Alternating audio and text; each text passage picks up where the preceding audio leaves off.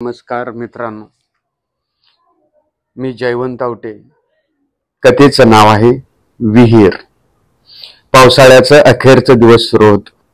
परतीचा पाऊस बरसून मोकळा झाला होता. वावरात उडीद, मूग, घेवडा, चवाळा चिखलातून काढून माणसांची कंबर बसली होती. भुईमुगाच्या शेंगांनी प्रत्येकाचं अंगण सजलं होतं. कडधान्यांच्या वेलाने जनावरांची चंगळ झाली होती. शेलक खाऊन जोगावलेल्या वानरांना ढाळ्यावरनं उड्या मारायला नको वाटत होत. पण आज दिवसभर त्यांनी विजयचा जीव काढला होता. ताटाची कणस मोडून ढीग लागलेला. विजय जरा इकडे तिकडे झाला की ती खारोटेगत खाली यायची, कणीस घेऊन जायची, थोडं दातलून खाली फेकायची. तरीही तो कावला नाही, त्रासला नाही. शीळ घालत काम करतच राहिला. आजचं वाळवान त्याने एकट्यानंच घातलं होतं. बायको दसरा जवळ आलाय म्हणून घरातली सगळी धुनी भांडी करत होती. मोटरच्या पाण्याखाली सोड्यात भिजवलेली अंथरुणं पांघरून त्यानंच तुडविली बडवली होती. आता दिवस मावळतीला झुकला होता. उन्हाचा वारा कमी होऊन सांजचा वारा सुरू झालेला. अंगणातल्या शेंगा पोत्यात भरून विजयनं तळवट झाडा झाडला. ऊन खाऊन तापलेल्या शेंगा घुंगरावाने वाजत पोत्यात बंदिस्त झाल्या. त्यानं गळ्यातील दोरीनं पोत्याची तोंड बांधली. बांधावरच्या कटावरच्या शेंगा जुनेऱ्या पातळावर घातलेल्या. दुपारच्या उन्हात त्या ताडकन फुटायच्या. त्यातील मूग, चवाळ बेडकाच्या पिलासारखं उड्या मारून बाहेर यायचं. विजयनं तेही उपणून काढलं. त्याच्या अंगावरील घामाना तिसऱ्या प्रहरचं गार वारं सुखावीत होतं. इतकं थकल्यावर कुणीही जांभळीच्या लांबल्या सावलीत निवांत पडलं असतं. पण विजयीला उसंत नव्हती. त्यानं तळवटाची घडी करून ठेवला आणि बायकोला विचारलं, ज्ञानदा, पोते आत घेऊ का? विजयच्या बोलण्यानं लिंबाखायच्या गारव्याला बसलेल्या बबली मांजरीनीनं अंग ताणलं आणि अंगाला उंटाची उंची देऊन मालकाची आजची कामाची गती पाहायला डोळ्यावर ओला पंजा फिरवला. ज्ञानदा, अगं ऐकलंस का? विजय बोलला. असं विजय म्हणताच डोक्याला भांग आणि पदराचं भान नसलेली ज्ञानदा बाहेर आली. शेवटी वस्तीवर एकच घर, लाजायचं तरी कुणाला? चिमूटभर मिठाला सुद्धा मैलभर गावात जायला लागायचं. गौरीची कान उघडणी सुद्धा वाटेवरून जाणा येणाऱ्या बायकांच्याकडून करून घ्यायला लागायची. ज्ञानदा म्हणून पुन्हा हाक मारायच्या अगोदर ती उंबऱ्यावर येऊन उभी राहिली. सगळ्या शेंगा पोतात भरलेल्या, कडधान्य गटोळ्यात बांधलेली, कणस सोलून झालेली. हे सगळं पाहून तिचा मावळ तिच्या किरणांनी तांबूस दिसणारा गोरा चेहरा चिंचेने घासलेल्या तांब्याच्या भांड्यागत अधिकच उजळला. एक हात कमरेवर ठेवून ज्ञानदा लटक्या स्वरात म्हणाली, अगं बया, आज काय अंगात भूत संचारलंय काय? कणस मोडलीसा, उडद्याच्या शेंगा उपानल्यासा, भुईमुगाच्या शेंगा गोळा केल्या, इतकी कामं एकट्यानं आवरलीत. मी खुळी धुन्या भांड्यात गुंतली. असू दे ग, तुला तर काय एक काम आहे वय? रगावा कळाव धुवायच्या म्हणजे आभाळाचं सारवान काढल्यागत आहे. पण सोड्यात भिजवून तुम्हीच बडवून काढलं की. असू दे, हे सगळं आत घेतो म्हणजे जीवाचा घोर कमी होईल. पण मी म्हणते, आत कशाला घेताय? पाऊस तर येणार नाही. अगं येणार नाही काय? बघ की किती तावतय. मग अशी वाऱ्याची झुळूक आली तेव्हा कुठं जीवाची काहिली कमी झाली. ती बबली बघ कशी गारव्याला पडल्या. बबलीचं नाव घेताच पिकून पडलेल्या लिंबवाशी खेळणारी बबली मिशावरून जीभ फिरवत दोघांच्याकडे बघायला लागली. तिच्याकडे कौतुकानं बघत ज्ञानदा म्हणाली, त्या बबलीचं काय सांगू नका. जगातल्या मांजरापेक्षा तिची लय सोंग झाली. मोटर सुरू आहे तोपर्यंत आंघोळ करून घ्या. नको नको, अजून जळण फोडायचं आहे ना व, 10 मिनिटात फोडतो. ज्ञानदा डोक्याला हात लावून म्हणाली, काय खूळ लागले का काय? दिवसभर किती काम करायचं माणसानं? विजय बोलला, हे सुगीचे दिवसच असे असतात. जितकं करेल तेवढं थोडंच. ज्ञानदानं उत्तर दिलं, होय की, म्हणून काय माणसानं वेड पिसवायचं काय? घ्या आंघोळ करून. विजयनं मोटारीच्या पाण्याखाली आंघोळ केली. टॉवेलने डोकं पुसत तो आत गेला. पायरीवर ओली पावलं उमटली. समोर ज्ञानदाला पाहताच थांबला. क्षणभर विचार करून तो बोलला, आज तोंड गोड करायचा विचार आहे की नाही? असं तो म्हणताच ज्ञानदा लाजून आत पळाली. विजय मोठ्यानंच म्हणाला, अगं म्हणजे चहा घ्यायचा की नाही असं विचारलं मी. ज्ञानदानं उत्तर दिलं, तर जणू आजच या घरात नांदाय आले आहे. विजय हळूच म्हणला, ज्ञानदा, लग्न झाल्यावर अनेकदा वाटले तुला सोबत घेऊन फिरायला जावं, पण या संसाराच्या चक्रव्यूहात अडकलो आणि आला दिवस सारखा झाला. ज्ञानदानं उत्तर दिलं, असू दे, संकटांना घर बांधून राहता येत नाही, ही त्याची मोठी कमजोरी असते बरं का. जातील हे दिवस. आणि मी म्हणते, काय कमी आहे हो आपल्याला? मी तर जाम खुश आहे बघा. विजय म्हणला, होय ते खरं आहे, पण गावातलं घर पावसात पडलं आणि भूतासारखं शेतात येऊन राहिलो, ना कोणाची साथ ना कोणाची सोबत. ज्ञानदा म्हणाली, आज तुम्हाला झालंय काय? दिवसभर काम काय करताय? हे असलं बोलताय काय? जे मनात असेल ते स्पष्ट सांगा बघू. विजयनं औंडा गेला आणि बाहेर फात बोलला, आज दिलीप भेटला होता. संध्याकाळी लावण्या बघायला वाडीला जाऊया म्हणला. मी नाही म्हणालो तरी तो ऐकेच ना. आजच्या दिवस मला जाऊ दे, उगीच त्याच्या देखत आपला वाद नको. ज्ञानदाचा चेहरा उतरला.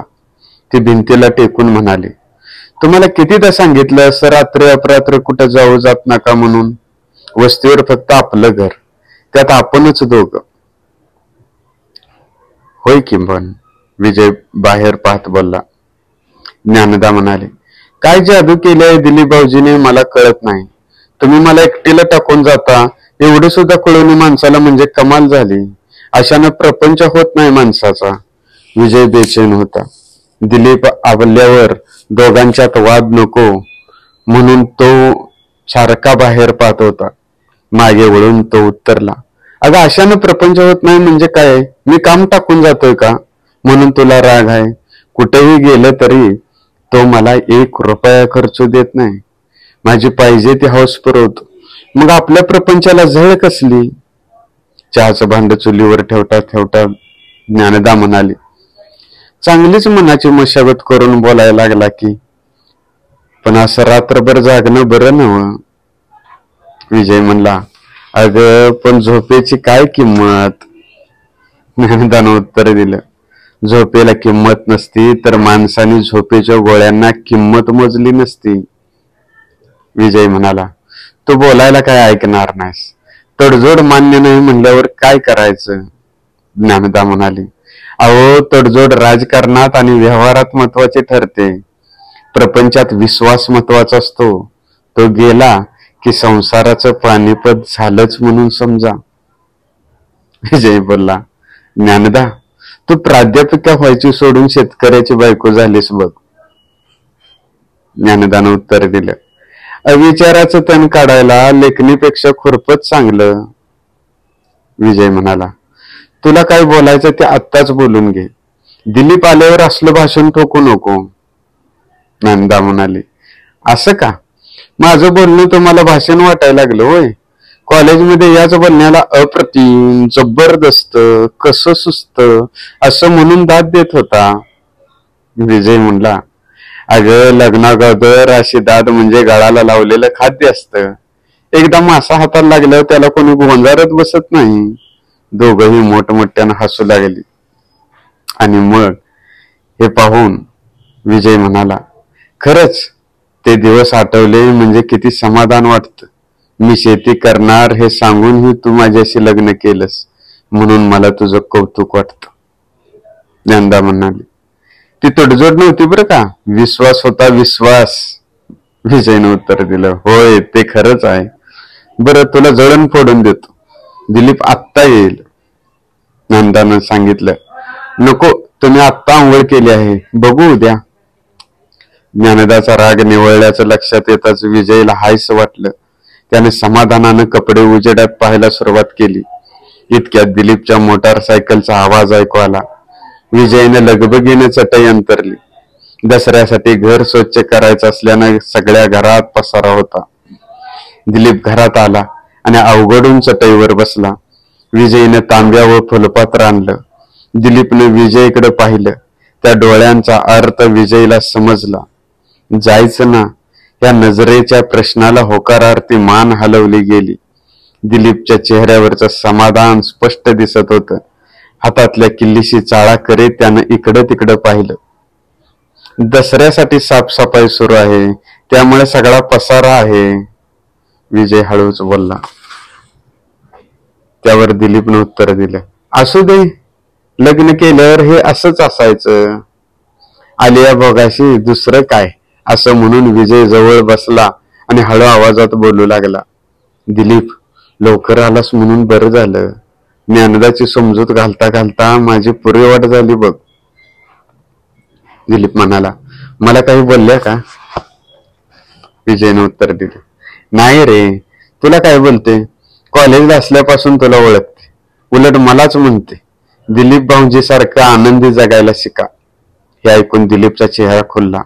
आनंदाने किल्ली जोरात फिरवू लागला. विजय म्हणला, तिचं म्हणणं एवढंच आहे, असं रात्रभर बाहेर राहू नका, शेतावर एकच घर, बाकी काही नाही. दिलीप म्हणाला, होय, हेही खरंच आहे.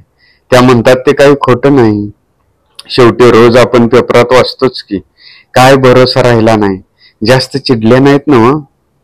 विजय म्हणला, चिडली खरं, पण शेवटी कबूल झाली. इतक्यात ज्ञानदा चहा घेऊन बाहेर आली. चहा घ्या भाऊजी. दिलीप म्हणला, चहा आणि कशाला ठेवायचा? हसून विजय म्हणाला, हे आल्या आल्या सांगायचंय, चहा घेऊन आल्यावर बोलून काय उपयोग? ज्ञानदा म्हणाली, भाऊजी त्याचं काय मनावर घेऊ नका. दिलीपनं उत्तर दिलं, वहिनी, मी कशाला मनावर घेतोय, शेवटी मैत्री यालाच म्हणतात. होय, बघते की कॉलेज पासून. दिलीप बोलला, तुम्ही यायला परवानगी दिलीत बरं झालं. ज्ञानदा उत्तरली, मी परवानगी देणारच की, पण तुम्हीच सांगा भाऊजी, रात्री असं जाणं योग्य आहे का? दिलीप म्हणाला, वहिनी राग मानू नका, पण ह्या लावण्या तमाशा ह्या सर्वांना नाकं मुरडून कसं चालेल? आपल्या संस्कृतीचा ठेवा आहे हा, हौस म्हणून जायचं. ज्ञानदा करारी स्वरात म्हणाली, पण हौशेचा मामला सक्तीचा झाल्यावर ते व्यसन होतं बरं का, आणि व्यसनाला संस्कृतीत नाही तर विकृतीत स्थान आहे. विजय म्हणाला, दिलीप, तू तिला काही समजावून सांगण्याच्या भानगडीत पडू नका. व्यसन लागायला आम्ही काय गाड्यात तुंतून घेतलंय का ढोलकी घेऊन गावोगाव बडवत फिरतोय? असं म्हणताच तिघ जण खळखळून हसले. दिलीप म्हणाला, वहिनी, खरं सांगू, तुम्ही मला दिलीपच म्हणत जावा, ते भाऊजी भाऊजी म्हटल्यावर उगाच कसं तरी होत. ज्ञानदा म्हणाले, असं का?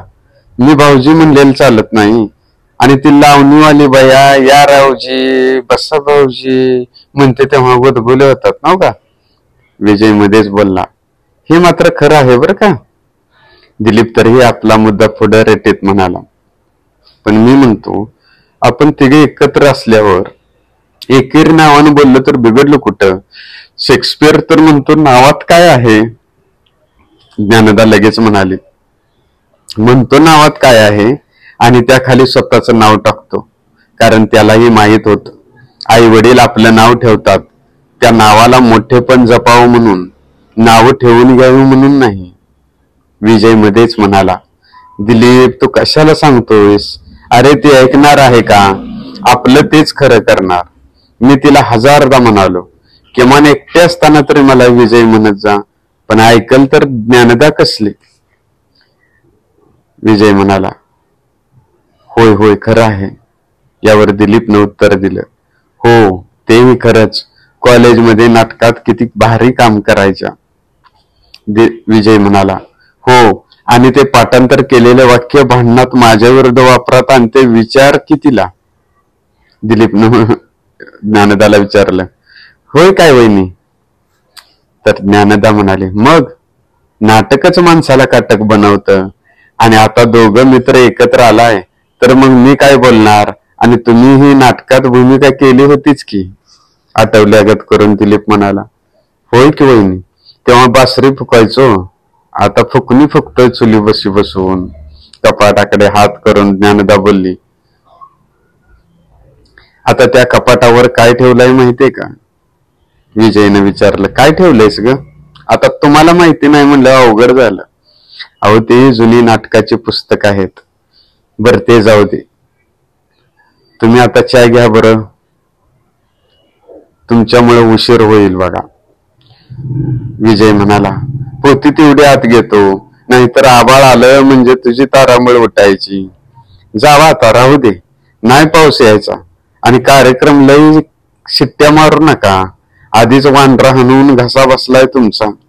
दोघांनी चहा घेतला आणि बाहेर अंगणात पडलेल्या शेंगा दिलीपनं हातात घेतल्या. हे पाहून ज्ञानदानं आतील भाजलेल्या शेंगा आणल्या आणि म्हणाली, भाऊजी घ्या, तेवढ्याच खायला होतील. दिलीपने शेंगासाठी हात पुढे केला. ज्ञानदाने शेंगा पडू नयेत म्हणून जवळून ओंजळीत सोडल्या. हाताच्या स्पर्शानं दोघेही गडबडली. सावध होऊन दिलीप हसला आणि गाडीकडे गेला. आता सूर्य चांगलाच कल्ला होता. गार वारा अंगाला सुकावित होता. बालपणी सूर्याला गिळायला गेलेल्या हनुमानाच्या लोभाने दिलीपने त्या लांबूनच तांबूस गोळ्याकडे पाहिलं. हे पाहताच विजय म्हणाला, दिलीप, सूर्य काय आज पाहतोस का? इतकं भान विसरून पाहिला. नजर कायम ठेवीत दिलीप म्हणाला, मावळतीचा सूर्य आणि हा भन्नाट रानवारा. विजय, प्रत्येक सुंदर गोष्टीवर आपला हक्क असावा असा माझा स्वभाव आहे. लाख कोशिशीने शक्य असतं तर त्या सूर्याची लालीही मी माझी केली असती. विजयनं कौतुकानं मान हलवली. ज्ञानदा पाठीमागून ऐकत होती. ती हसून बोलली, मला काय म्हणताय? नाटक कादंबरीतले वाक्य बोलते, हे तुमचं दोघांचं वाक्य काय तत्वज्ञान चालू आहे मग?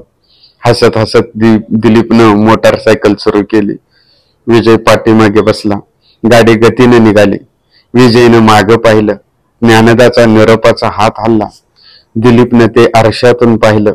गार वाऱ्याशी सलगी करीत तो म्हणाला, विजय, नशिबान आहेस, अशी बायको तुला मिळाली. विजय दिलीपच्या खांद्यावर हात ठेवून म्हणाला, हो यार, खरं आहे. कॉलेज करून शेवटी शेती करू लागलो. नोकरी नाही म्हणून निराश झालो. सगळे मित्र डॉक्टर इंजिनियर झाले. जीवाभावाची आपली सर्व मित्रमैत्रिणी नाका मुरडून पुढे जाऊ लागली. ज्ञानदा मात्र जाता येता बोलत होती. घरी येऊन आईची चौकशी करत होती. आई वारली आणि वाटलं आता सगळं संपलं. ज्ञानदा मात्र आधारासाठी उभी राहिली. तिनं हात आयुष्यभरासाठी द्यायला तयार झाली. तिला तिच्या घरच्यांनी, आपल्याच मित्रमैत्रिणींनी समजावून सांगितलं, विजय संपलाय, त्या कॉलेजवरल्या जीवनावर जाऊ नकोस. तरी हे ज्ञानदानं सारं कातळावरल्या पडणाऱ्या पावसासारखं झेललं, पण ती दुभंगली नाही. दिलीप म्हणाला, मला हे वाटत होतं ज्ञानदाला चांगली जागा मिळेल आणि हिंडून फिरून मौज करेल. विजय म्हणाला, होय, पण तिनं आनंदानं काट्याकुट्याचा मार्ग निवडला. कधीतरी ती चिडून बोलते, पण पश्चातापाचा एक शब्दही तोंडातून निघत नाही. दिलीप, तुझ्याबद्दल तिला जिव्हाळा आहे. तू कसाही वागलास तरी तिला माहीत असूनही त्याबद्दल एकही नाराजीचा सूर बोलत नाही. दिलीपला हे ऐकून समाधान वाटले. त्या उत्साहाने तो म्हणाला, होय, पाहतोय मी, पण खरं सांगू तुला, मला हे वाटतं ज्ञानदा कॉलेजला होती तशीच राहायला पाहिजे होती. कॅडबरी, आईस्क्रीम ती चणे फुटाने खाल्ल्यासारखी खायची. नाटक तर तिचा जीव की प्राण. आता मात्र मराठी चित्रपटातल्या नटीसारखी रानात राबते हे पाहून वाईट वाटतं. विजय म्हणाला, मलाही तसंच वाटतं. म्हणून तिचं मन दुखवू नये याची काळजी क्षणाक्षणाला घेतो. दिलीप म्हणाला, हे असली बायदा नको म्हणून आपण लग्न केलं नाही. करतोस फक्त लपडी, असं विजय म्हणताच दोघं हसू लागली. आता गाडीनं गती घेतली होती. विजय म्हणाला, अरे दिलीप, असं किती दिवस चालणार? कॉलेजमध्ये होतो तरी प्रत्येक वेळेला पोरी पटवण्यात तुझा कोणी हात धरला नाही. प्रत्येक मुलीला पिल्या, सोन्या म्हणून बुरळ घालायचास. तुझी ती चाल त्यांना कळायची नाही असं नाही, पण तुझ्याकडे ती जादूच आहे. पोलादालाही वितळवशील. दिलीपची छाती अभिमानाने फुलली.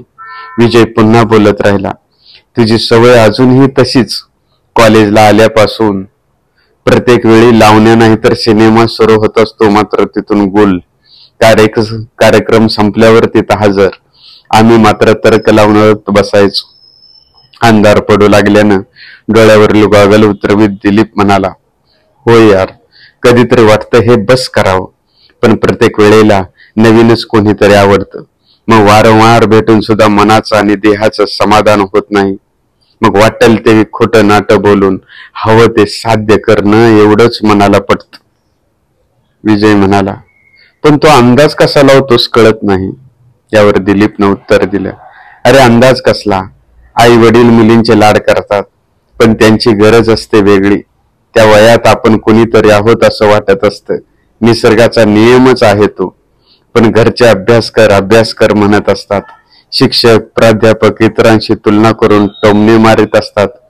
या गुदमरलेल्या आयुष्यात त्यांना त्यांच्या वयाचं कुणीतरी चांगलं रूपवान म्हणत असेल तर मनाला तरंग उठणं स्वाभाविक आहे. हीच संधी साधायची, बाकी काही नाही. वारा जास्त लागू नये म्हणून रुमालानं कान बांधून विजय म्हणाला, आता लग्नाच्या बायका घेऊन फिरतोस ती कमाल कसली म्हणायची. तो तर विषय खूप सोपा आहे. प्रत्येक मुलीनं लग्नानंतरची सोनेरी स्वप्न रंगवलेली असतात. सासू सासरे आपल्याला तळहाताच्या फोडाप्रमाणे जपतील, नवरा तर फुलासारखा सांभाळेल. पण नव्याचे 9 दिवस संपून जातात आणि पाहिलेल्या सोनेरी स्वप्नांना हातातल्या सुड्यासारखी भंगून जाण्याची वेळ येते. चांगलं म्हणायचं सोडाच, टोमणे आणि उपहासानं आयुष्य निरस होतं. त्यांना कोणी चांगलं म्हणणारा भेटला की त्यांच्या रूपाचं आणि गुणांची तारीफ करू लागला की हुरळली मेंढी लागली लांडग्याच्या माग, असा प्रकार होतो. सुखाची व्हाव ही वाहत्या पाण्यासारखी असते विजय. तुंबलं की अविचाराचे किडे वळवळायला लागतात. आपण फक्त दारं फोडायचं, बाकी सारं काम अंगातलं पाणी स्वतःच करत. विजय म्हणाला, दिलीप, तुझं तर या विषयावर व्याख्यान ठेवलं पाहिजे. दिलीप म्हणाला, कोण ठेवतंय बाबा, माणसाला वरून कीर्तन आणि आतून तमाशा लागतो. विजय म्हणाला, पण हे थांबायला हवं. अशानं आयुष्यात काय मिळवणार. दिलीप म्हणाला, पाकळ्यात बंदिस्त करणारा कमळ जोपर्यंत भेटत नाही तोपर्यंत या भ्रमराची भ्रमती संपणार नाही. पळत्या झाडाकडे पाहत विजय म्हणाला, हे बघ दिलीप, तुझ्या असल्या बोलण्यानं जाशील तिथं हात मारतोस. आज तरी निवांत लावण्या बघूया, नाहीतर आजही जाशील कुणाला तरी भेटायला. दिलीप म्हणाला, आज तर नक्की जाणार. काही अडचण आलीच तर तू म्हणायचं तो रात्रभर माझ्या सोबत होता. असं म्हणताच विजयनं मागून एक टपली मारली आणि म्हणाला, सांग तरी कोण आहे. आता दिलीपचा नाईलाज झाला. त्यानं थोड्या अंतरावर गाडी थांबवली. अंधार पडू लागला होता. घरी परतणाऱ्या कावळ्यांचे थवे दिसेनासे झाले होते. लांब कोणीतरी कळशी कमरेवर घेऊन चालले होते. दिलीप म्हणाला, पाहिली सातची शिकार. विजयला यातलं काहीच दिसत नव्हतं. तो म्हणाला, चला लावण्या सुरू होतील. असल्या भानगडी एक दिवस गोत्यात आणतात, दुसरं काय. गाडी पुढे निघाली. लावणीचं ठिकाण जवळ आलं. वाहनांच्या व माणसांच्या गर्दीने सर्व वाटा फुलल्या होत्या. पानपट्टीवाल्याच्या हाताला उसंत नव्हती. ओळखीच्या जागी गाडी लावून दोघंही कार्यक्रमाच्या ठिकाणी आले. स्टेजवरील कलाकार आपापले वाद्य सज्ज करत होती. दोघांनी गर्दीत नजर टाकली. एका ठिकाणी त्यांना मोकळी जागा दिसली. बसलेल्या लोकांच्या खांद्यावर हात ठेवी दोघे जण त्या जागेवरती जाऊन बसली. थोडासा खड्डा असल्यानं समोरचं काहीच दिसत नव्हतं. मोकळ्या जागेचं रहस्य दोघांनाही समजलं. दोघेही हसू लागली. शेवटी जागा मिळाल्यावरती उद्घाटनाच्या कार्यक्रमावर त्यांची नजर लागली. गाव पुढाऱ्यांच्यात नाराजीचा सूर उमटू नये म्हणून आयोजकांनी 10-15 नारळाची सोय केली होतीच. रंगीबेरंगी लाईटमुळे स्टेज शोभिवंत दिसत होतं. सूत्रसंचालकानं आयोजकांचं कौतुक गोड साखर पेरीत केलं होतं. पुढाऱ्यांनी आपली तोंडे हलगीसारखी माईक समोर धरून शेकली. लोकांचा कार्यक्रमातला रस होता तर आयोजकांना भाषणबाजीत. शेवटी कार्यक्रमाला सुरुवात झाली. गणेश वंदन होऊन नाचणाऱ्या नर्तकी पायात घुंगरू बांधून स्टेजवर आल्या. प्रेक्षकांच्या हुल्लडबाजीला कळस आला. टॉवेल आणि टोप्यांचा हवेत कारंजा तयार झाला. जवान पोरं बेभान होऊन नाचत होती. मराठमोळी लावण्य सखी पाहून सर्वांना स्वतःचा विसर पडला. वन्स मोरची आरोळी गगनाला भेदून आली आणि प्रेक्षकांच्या चेहऱ्यावरती आनंद ओसंडून वाहू लागला. विजय भान हरपून ते पाहत होता. मनातून दिलीपचा आभार मानत होता. तो होता म्हणून त्याला तो अनुभवता येत होतं, नाहीतर शेतात राबून तो तसाच खर्ची पडला असता.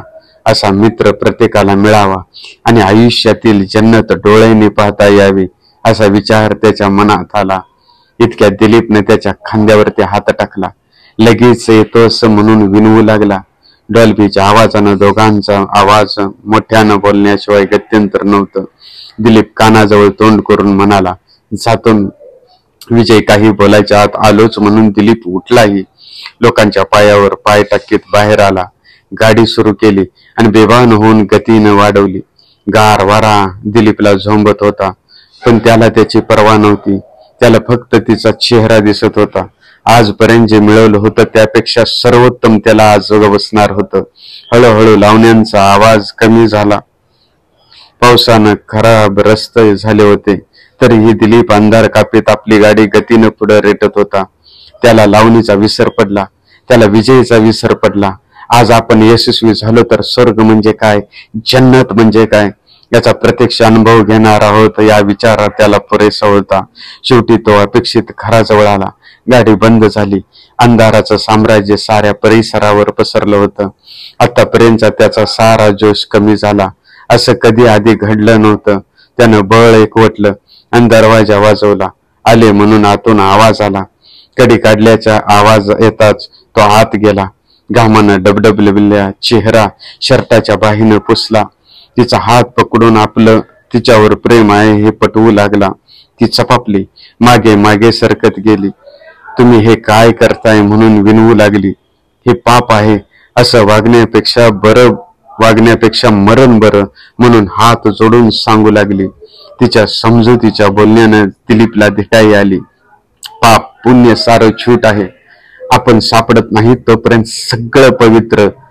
आपण कोणाच्या पापाला घाबरणार नाही. हे कापऱ्या आवाजात बोलू लागला. या स्थितीचा तो सराईत होता. असे अनेक प्रसंग त्यानं लिहिले हाताळले होते. प्रचंड विरोध असणाऱ्या ठिकाणी अनुकूल वातावरण करण्याचा दिलीपचा हातखंडा होता. दिलीप मागे व्हा या आवाजानं तो भानावर आला. आता काय करावं हे त्याला सुचेना. दिलीप म्हणाला, मी तुला काय पाहिजे ते देतो. सोनं, पैसा, आयुष्याची जन्नत तुझ्या पुढे ठेवतो. कोणाला हे कळणार नाही. फक्त तू मला साथ दे. असा बालिशपणा करू नको असे दिलीप वारंवार विनवू लागला. शेवटी तिचा नाईलाज झाला. ती बेभान होऊन आत गेली आणि कुऱ्हाड घेऊन बाहेर आली. तिच्या हातातील कुऱ्हाड बघून त्याची काळण उडाली. दिलीप म्हणाला, तुझा काहीतरी गैरसमज होतोय, ठेव ती कुऱ्हाड. म्हणून त्याने एक हात कुऱ्हाडीला आणि दुसरा साडीला घातला. तिचा संयम सुटला. ती संतापाने किंचाळली, कुत्र्या सांगून ऐकणारी तुझी जात नाही. एखाद्या वाघिणी सारखी त्याच्यावर तुटून पडली. तिने कुऱ्हाडीचा घाव त्याच्यावरती घातला. दिलीपने तो चुकविला. संधी साधून तो बाहेर पडला. ती आत आली आणि मटकन खाली बसली. तिच्या शरीरातील शक्ती नाहीशी झाली. सारं अंग घामानं भिजलं. ती थरथरत होती. तिला पाणी पाहिजे होतं. मागं सरून कळशीतलं पाणी तिने घेतलं. तोंडात सोडताना हात लटपटला. सारं अंग भिजलं. तरीही 2 घोट तोंडात गेलेच. तेवढ्या ओल्यानं तिला बळ आलं. हातात कुऱ्हाड घेऊन ती बाहेर आली. प्रचंड चिकाटीचा दिलीप तरीही घराच्या बाजूला अंधारात उभा होता. तिने कानुसा घेतला आणि ओल्या हातानं कुऱ्हाड त्या दिशेने भिरकावली. एखादा दगड पडावा तसा विहिरीतून आवाज आला. तिला वाटलं दिलीपच विहिरीत पडला. ती तशीच उंबऱ्याच्या पायरीवर बसली. अंधारात गाडी सुरू झाल्याचा आवाज झाला. ती खाडकन उठली. तोपर्यंत दिलीप गेला होता. दिलीपला काय झालं आणि काय करावं कळत नव्हतं. पहाटेचा गार वारा सुटला होता. तो पुन्हा लावणीच्या ठिकाणी आला. आता गर्दी विरळ झाली होती. प्रचंड हौशी माणसं तेवढी बसली होती. त्याच्यातली मरगळ आली होती. विजय दिलीपची वाट पाहत होता. आलास? मला वाटलं आता मला चालत घरी जायला लागतंय. चल लवकर घरी जाऊ. विजयने गाडी सुरू केली. एकही शब्द न बोलता तो गाडी मारत राहिला. अरे दिलीप गप्प का? विजयने विचारलं. दिलीप म्हणाला, काही नाही. विजयने विषय वाढवला नाही. गावात आल्यावर गाडी थांबवून दिलीप म्हणाला, तुझा मळ्यात चालत, मला कंटाळा आलाय. विजय म्हणाला, अरे असं कसं, आता कधी जाणार मी चालत, चल सोड बघू मला, रात्री किती उत्साहानं आला होतास. दिलीप म्हणाला, होय, पण माझी तब्येत बरोबर नाही. विजय म्हणाला, काय होत नाही तुला. दिलीप म्हणाला, सोडतो चल. असं म्हणून त्याने किक मारली. घराजवळ गाडी थांबवून दिलीप बोलला, जा बापा. विजय म्हणाला, इथपर्यंत आलोय, घरी चल. दिलीप म्हणाला, नको, जा तू. इतक्यात ज्ञानदा बाहेर आली आणि दोघांना घरात बोलवू लागली. तरीही दिलीप येत नाही पाहून ज्ञानदा म्हणाले, भाऊजी या घरात, रात्री मित्राला न्यायला आला तेव्हा किती खुशीत होता. दिलीपने गाडी लावली आणि गुमान तो विजयच्या पाठीमागून चालू लागला. आत आल्यावर तो खाली मान घालून बसला. त्याच्याकडे पाहून विजय म्हणाला, दिलीप काय झालंय तुला, बोल तरी. दिलीप म्हणाला, काही नाही. विजय म्हणाला, अंगावर ह्या जखमा कसल्या. तरीही तो गप्पच. ज्ञानदा बोलली, बोला की भाऊजी, काय झालं. एवढा जवळचा मित्र, त्याला नाही सांगणार मग कुणाला बोलणार. दिलीप म्हणाला, काल रात्री माझ्या हातून फार मोठी चूक झाली. मला वाटत होतं आयुष्यातील सगळी सुख पैशानं मोहानं मिळवता येतात, पण माझा अंदाज खोटा ठरला. विजय म्हणाला, बघ मी सांगत होतो एक दिवस अडचणीत येशील. दिलीप म्हणाला, होय, मी भ्रमात होता. आश्चर्याने पाहत ज्ञानदा बोलली, अहो पण तुम्ही दोघं रात्रभर एकत्र होता ना. डोक्याला हात लावून विजय म्हणाला, तुला काय सांगू, अगं लावण्या तमाशाला गेल्यावर हा मला तिथं बसवतो आणि जातो उकिरडे फुंकायला. भल्या पहाटे पुन्हा हजर. पाणावलेले डोळे पुशीत दिलीप म्हणाला, रात्री जन्माची अद्दल घडली. ज्ञानदा म्हणाली, भाऊजी सुरुवातीपासून तुम्हाला सांगत होते, आपण जसं बघतो तसं जग आपल्याला वाटत असतं. तुम्ही कॉलेज पासून स्त्रीला खेळणं समजत आला, पण खरं सांगू, परिस्थितीनं गांजलेली स्त्री राखे सारखी निस्तेज भासते. म्हणून हात घालायचा नसतो, आतला तेजस्वी निकारा भाजून काढतो बरं का. दिलीप म्हणाला, होय बहिणी, इतके वाईट वागूनही विजयने मला कधी अंतर दिलं नाही. तुम्ही बहिणीसारखं आज समजावून सांगितलं, आता माझी मला लाज वाटायला लागली आहे. असं म्हणून तो दोघांच्या पाया पडला आणि उठून बाहेर निघाला. विजयने ज्ञानदाकडे पाहत म्हणाला, ज्ञानदा, इतका विश्वास टाकून माझ्याशी लग्न केलंस, मी कुठं वाहत जाऊ नये म्हणून वेळोवेळी कान टोचलंस. आज सुद्धा तुझ्या बोलण्याचं महत्व पटलं. वाईटाची संगत नसावीच. ज्ञानदा म्हणाली, का नसावी. वाईट मित्र म्हणजे नासलेला आंबा नव्हे टाकून द्यायला, त्याला सुधारायची तयारी ठेवायची म्हणजे झालं. विजयचं डोळं पाण्यानं भरलं. एकदम भानावर येऊन तो डोळं पुशीत म्हणाला, अगं दिलीप चहा न घेताच गेला की. ज्ञानदा हसून म्हणाली, मी केलाच नाही तर तो घेणार कसा. म्हणजे अहो काल गडबडीत जळण फोडायचं राहिलं, मग चूल कशी पेटवायची. विजय म्हणाला, अरे बाप रे, चल तुला जळण फोडून देतो. ज्ञानदा म्हणाली, नको, तुम्ही आता झोपा, रात्री जागरण झालंय, मी फोडते. असं म्हणून कोयता घेऊन ज्ञानदा बाहेर गेली. अगं कोयता कशाला नेतेस, ऊस तोडायचा नाही, जळण फोडायचं आहे, जळण. तरीही ज्ञानदा काहीच न बोलता तरा तरा चालत घरामागे गेली. आता ती विजयला कसं सांगणार. अविचाराचा गाळ तळाशी ठेवून जगाला अमृत देणाऱ्या विहिरीत कुऱ्हाड रात्रीच पडली आहे. नमस्कार मित्रांनो, संपूर्ण कथा ऐकलीत मनापासून धन्यवाद. अशाच नवनवीन कथा ऐकण्यासाठी हे चॅनेल जयवंत आवटे कथाकथन लाईक, सबस्क्राईब आणि शेअर करा. खूप धन्यवाद.